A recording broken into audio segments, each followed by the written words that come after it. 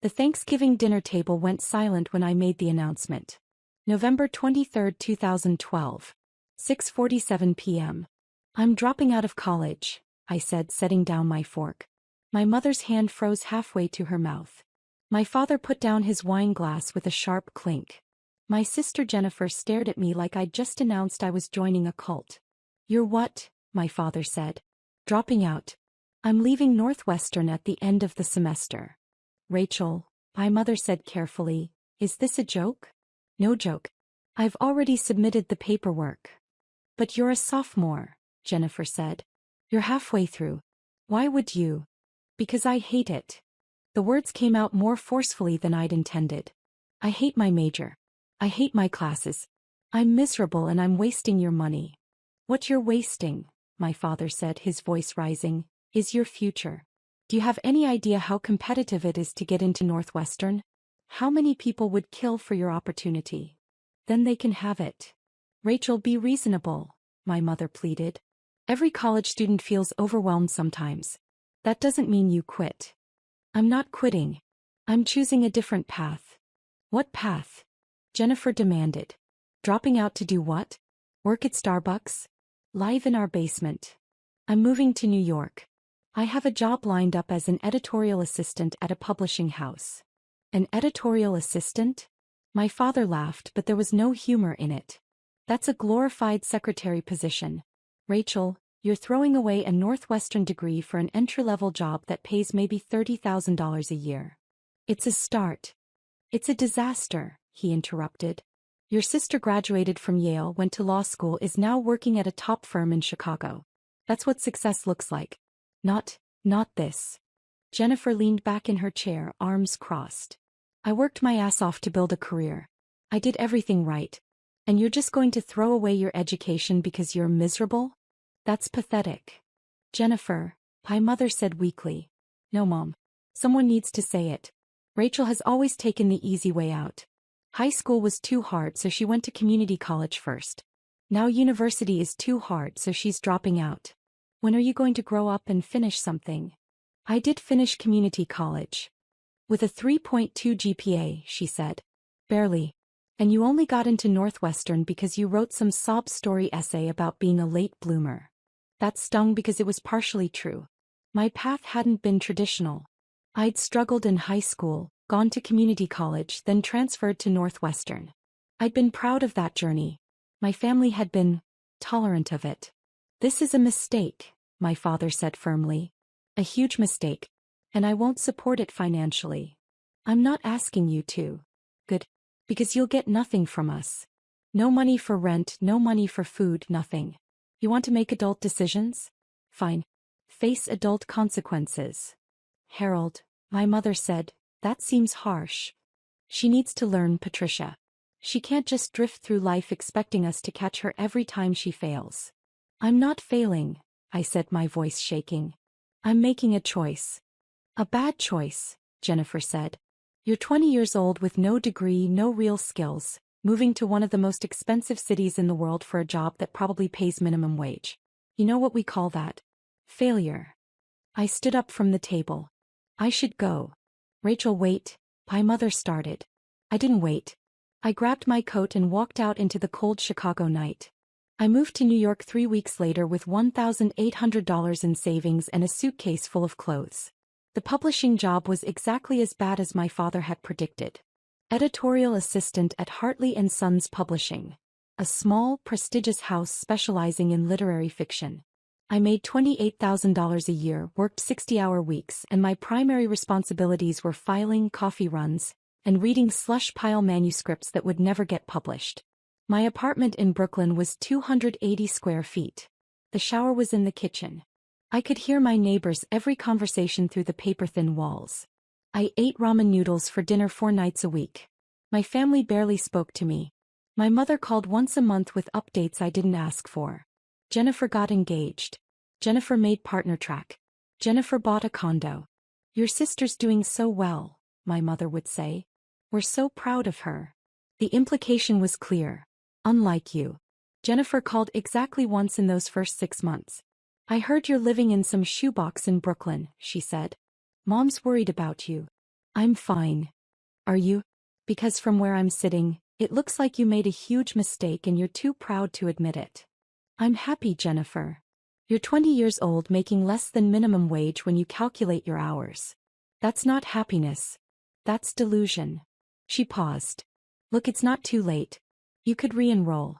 Go back to school. Get your degree. Stop embarrassing the family. Embarrassing the family? Yes, Rachel.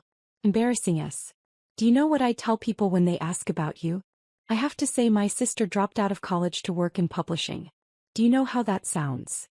Like I'm following my passion? Like you're a failure. Like our family couldn't produce two successful children. She hung up before I could respond. That was the last real conversation we had for 12 years. But I wasn't failing. Not really. The publishing job was brutal, but I was learning. How books were acquired, edited, marketed. How the industry worked. I read manuscripts until my eyes hurt, learning what made good writing, what made compelling stories. After 2 years, I was promoted to assistant editor. After 4 years, associate editor. After 6 years, senior editor. I developed a reputation for discovering new talent. 3 of my authors won major literary awards. 2 hit the New York Times bestseller list. But more importantly, I'd found my real passion, helping young writers develop their craft. I started teaching a writing workshop at NYU. Just one class, adjunct for extra money. But I loved it. Loved working with students, helping them find their voices, watching them improve. One of my students, a professor in the English department, noticed. You're a natural teacher, she said. Have you ever thought about higher education as a career? I don't have a degree. You should get one. Not for the paper but for the opportunities. With your experience and your talent, you could do real things in academia. That conversation planted a seed. At 26, I enrolled in Columbia's MFA program in creative writing. I worked full-time, attended classes at night, wrote my thesis in stolen hours on the subway. It was the hardest 2 years of my life. I graduated at 28 with my MFA and a job offer from Columbia to teach undergraduate creative writing courses. At 30, I was promoted to assistant professor. At 31, I published my first book, a collection of essays about the publishing industry that became a surprise bestseller in academic circles. At 32, I became associate professor and was asked to join Columbia's undergraduate admissions committee. That's where everything changed. Reading college applications, I realized I had a gift for seeing potential. Not just in grades and test scores, but in the stories students told. In the struggles they'd overcome. In the unique perspectives they brought. I could see the students who would thrive at Columbia. The ones who'd contribute something meaningful. The ones who just needed someone to believe in them. Like me all those years ago. When Yale reached out about their dean of admissions position, I almost didn't apply. You should do it, my department chair said. You're made for this. And Yale is, well, it's Yale. I applied. 6 interviews later, they offered me the position. Dean of Undergraduate Admissions at Yale University. At 32 years old, I was one of the youngest deans in the Ivy League. The irony wasn't lost on me. The college dropout was now deciding who got into one of the world's most prestigious universities. I moved to New Haven in August 2024. My mother called to congratulate me, the first time she'd called in 3 years. Dean at Yale, she said. That's wonderful, Rachel. Your father will be so proud. Will he? Silence. He's trying. He asks about you. Does Jennifer? More silence. Your sister's very busy. She has Amanda now, you know. She's 16. Such a bright girl. My niece. I'd seen her exactly 3 times. Once as a baby, once at age 5, once at age 10. Jennifer had made it clear I wasn't welcome in her daughter's life. I'm sure she is, I said. Maybe now that you're doing well you could reconnect? With Jennifer? With all of us. Maybe, I said, knowing I wouldn't. The application reading season started in November.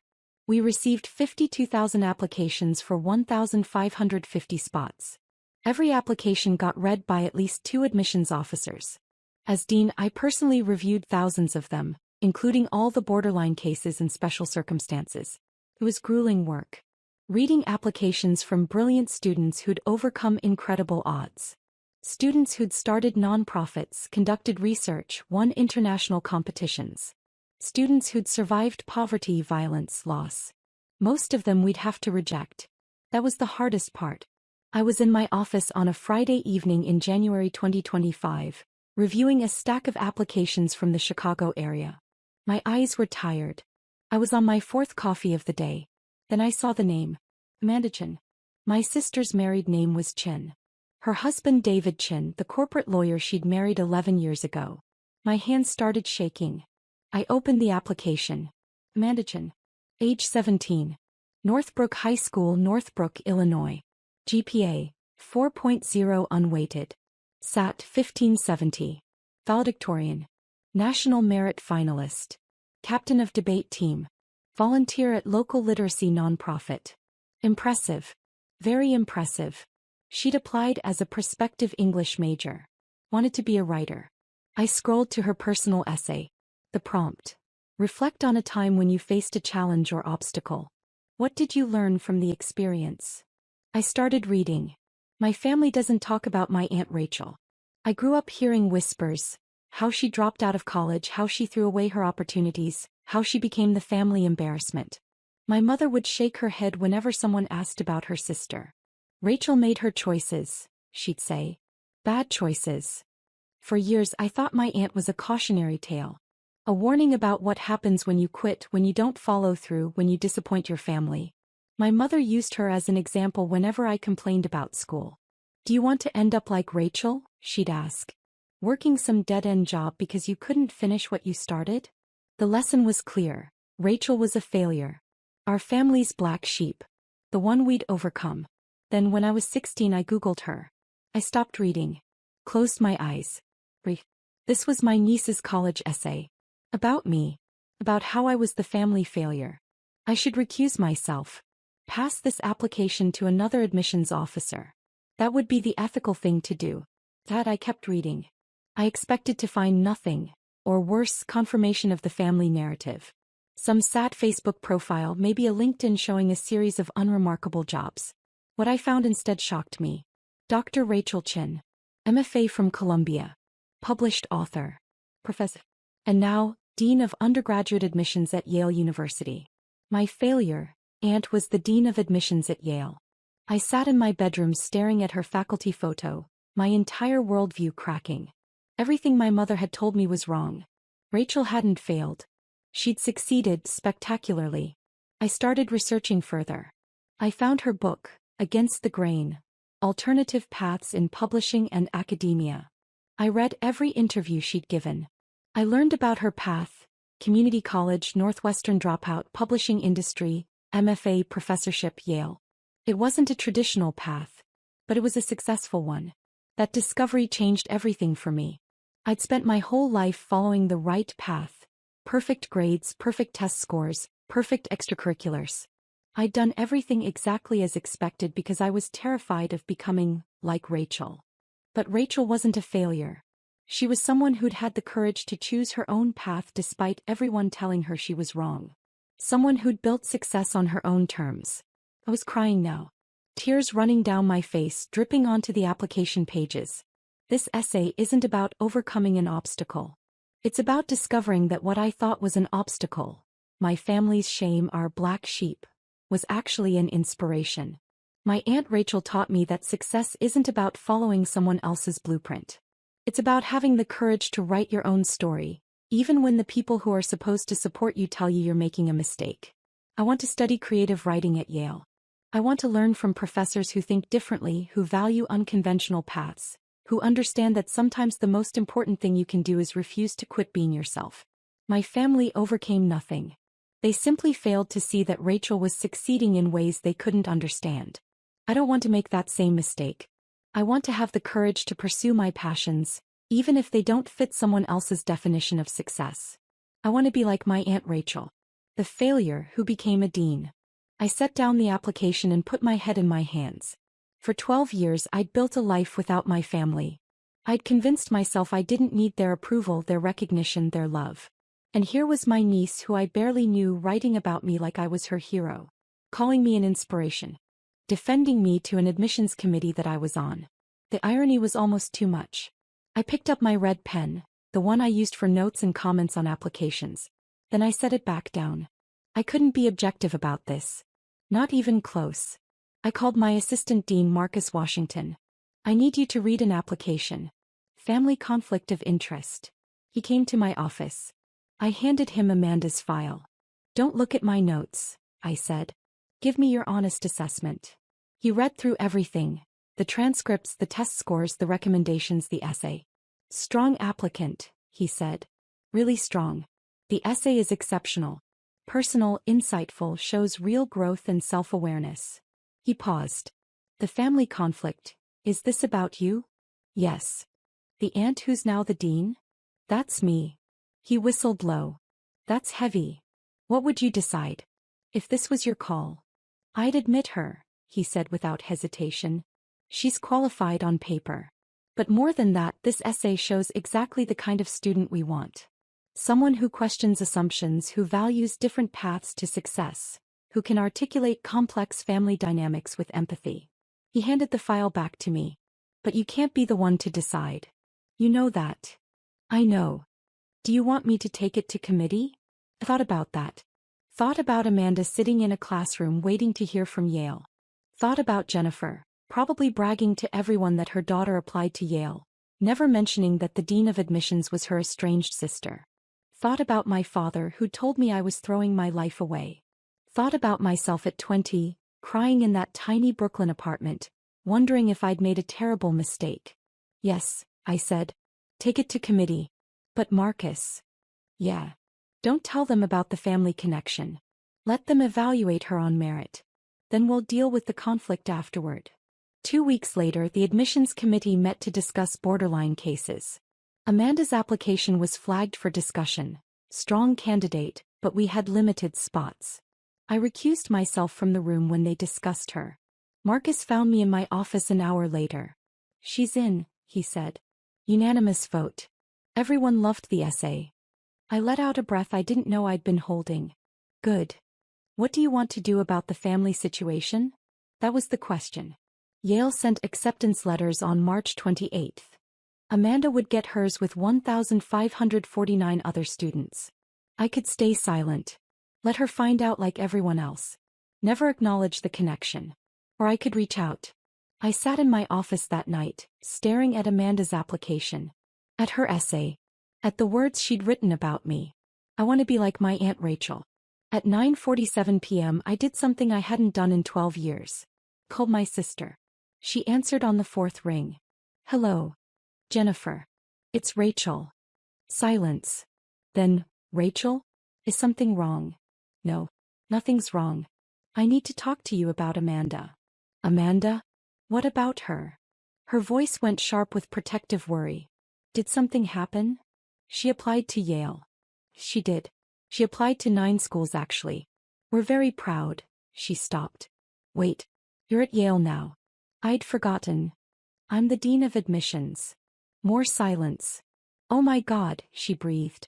Amanda's application, you saw it? I saw it.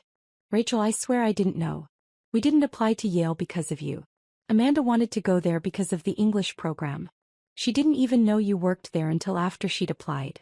I never thought. Jennifer, I interrupted. Have you read her essay? What? No. She wouldn't let anyone read it. She said it was personal. You should read it. Why? What did she write about? Me. Silence. She wrote about me being the family failure, I continued. About how you used me as a cautionary tale. About how she Googled me and discovered I wasn't actually a failure. Rachel, I'm not calling to fight. I'm calling because Amanda got in. What? She was accepted to Yale. Unanimous vote from the admissions committee. She's an exceptional candidate. I could hear Jennifer crying on the other end of the line. She got into Yale, she whispered. Oh my God. Rachel, thank you. Don't thank me. I recused myself from the decision. She got in on merit. But there's something you need to know. What? Your daughter thinks I'm an inspiration. She wrote a beautiful essay about having the courage to follow her own path. About not being afraid to be different. I paused. Jennifer, for 12 years you've told her I was a failure. And despite that, or maybe because of it, she's learned one of the most important lessons anyone can learn. That success looks different for everyone. I was wrong, Jennifer said, her voice breaking. Rachel, I was so wrong. About everything. About you dropping out, about your choices, about... She stopped. I was jealous. What? I was jealous. You had the courage to walk away from something that wasn't working. To choose your own path. I've spent my entire life doing what everyone expected. Getting the grades, getting the degree, getting the job, getting married, having the baby.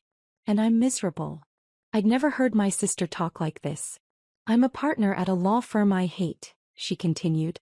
I work 80 hours a week on cases I don't care about. My marriage is barely surviving. And my daughter barely knows me because I'm never home. She laughed bitterly. You were the smart one, Rachel. You figured out what you wanted and you went after it. I just did what I was told. And now my 17-year-old daughter sees you as the role model instead of me. Jennifer. No, it's true. And it should be true. You built something meaningful. You helped students find their paths. You changed your niece's life without even knowing her. Her voice dropped to a whisper. I'm sorry. For everything I said. For calling you a failure. For cutting you out of Amanda's life. You were never the family embarrassment.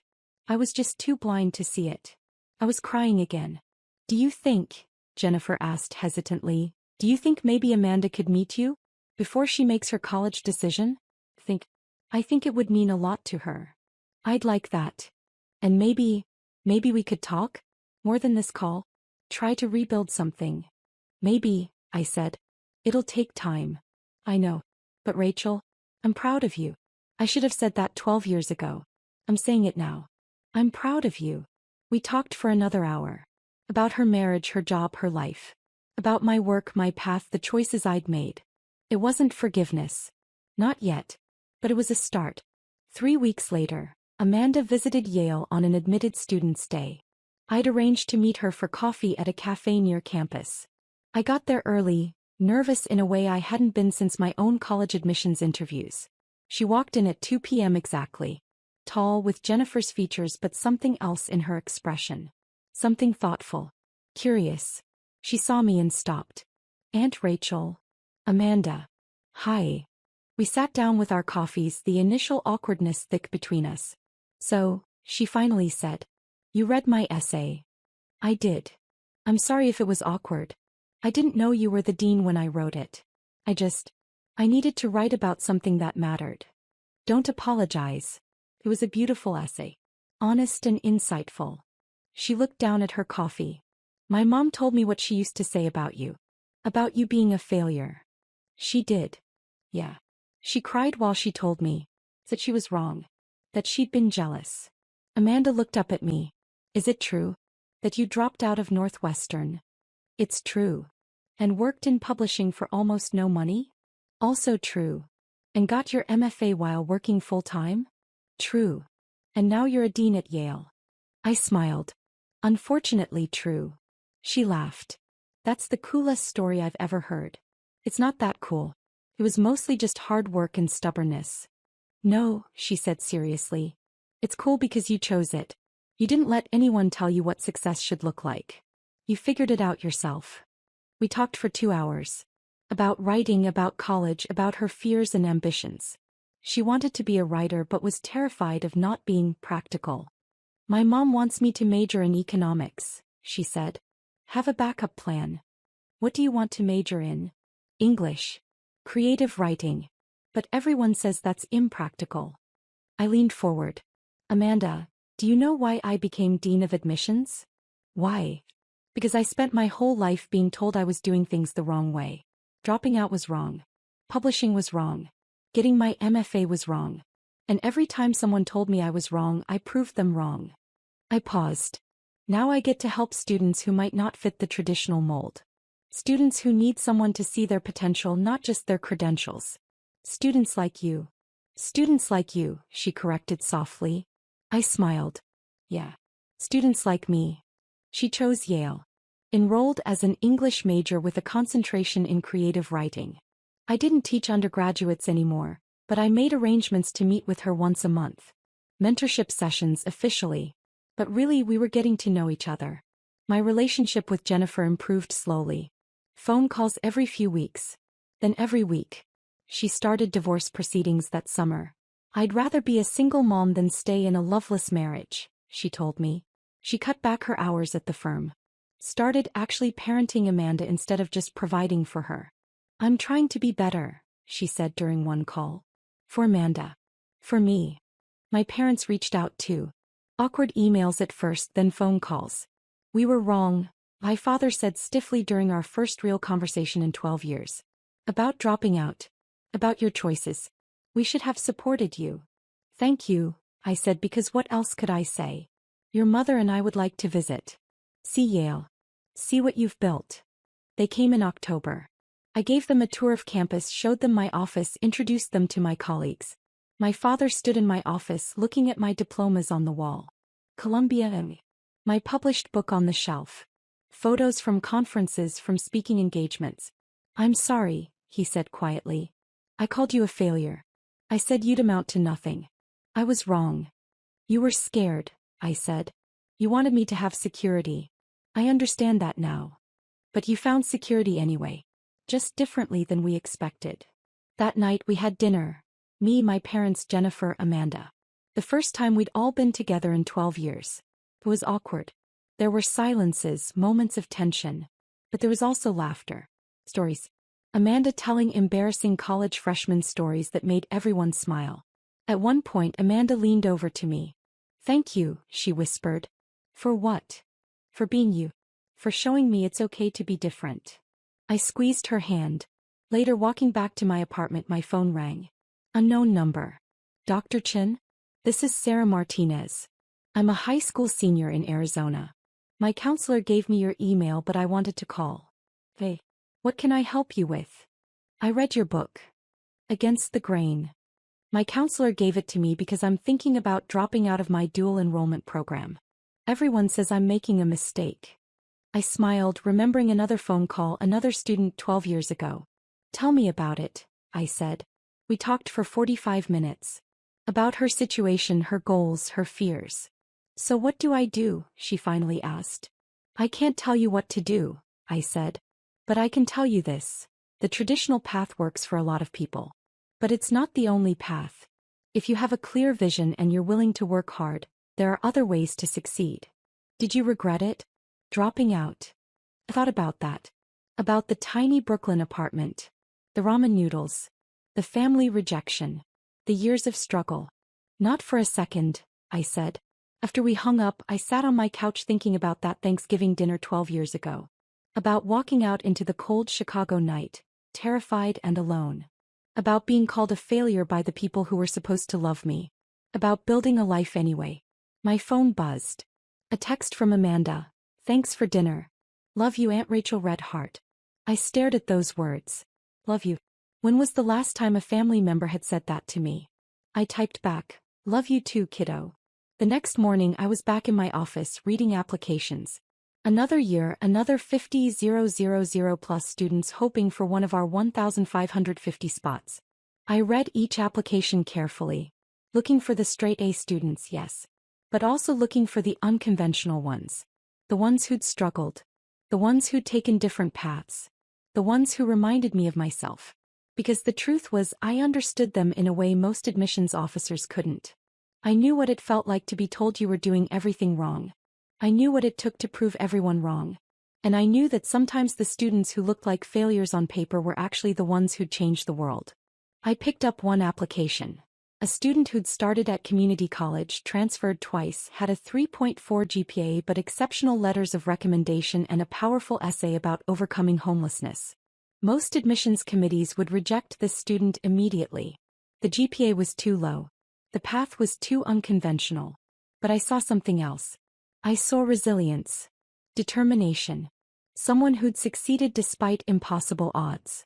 I picked up my red pen and wrote at the top of the application, strong admit. Committee review recommended. That student would probably get in. Not because of their grades, but because I knew something most people didn't. Success isn't about following the right path. It's about having the courage to walk your own path, even when everyone tells you you're wrong. Even when your own family calls you a failure. Especially then. I thought about Amanda's essay. About the line that had made me cry. My family overcame nothing. They simply failed to see that Rachel was succeeding in ways they couldn't understand. For 12 years I'd thought my family's rejection had broken something in me. But maybe it had actually freed me. Freed me to build the life I wanted, not the life they expected. Freed me to define success on my own terms. Freed me to become the person who could help other students do the same. The college dropout who became a dean. The family failure who changed lives. I smiled and reached for the next application.